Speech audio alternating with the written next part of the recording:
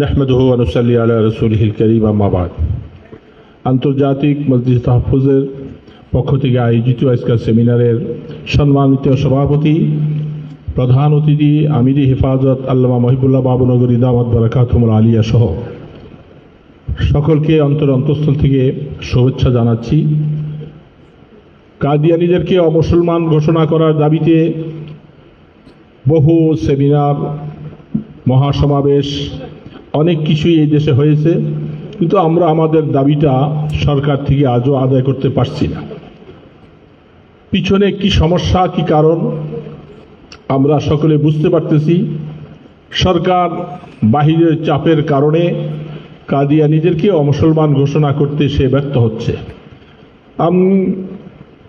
আমাদের দাবির মধ্যে রেখেছিলাম, যখন আমরা সরওয়ার্দী উদ্যানে প্রোগ্রাম করেছিলাম, বারবার আসছি, এখন সামনে আমাদের একটা রাস্তা খোলা, সারা বাংলাদেশ থেকে তৌহিদি জনতা ঢাকার বুকে এসে ঢাকাকে অচল করে না দেওয়া পর্যন্ত আমাদের দাবি আদায় হবে না কোনদিন।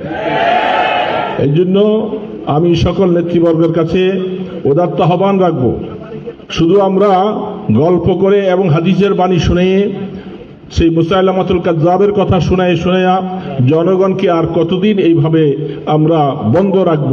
আসুন সকলে সম্মিলিতভাবে আমাদের দাবি আদায় করার জন্য কাপড়ের কাপড় নিয়ে ঢাকাকে অচল করে দেই, চতুর্দিক থেকে অচল করে দিব। তখন সরকার বাধ্য হবে যে অবশ্যই আমার এই তৌহিদি জনতার দাবি না মানলে আমার দেশ নষ্ট হয়ে যাবে।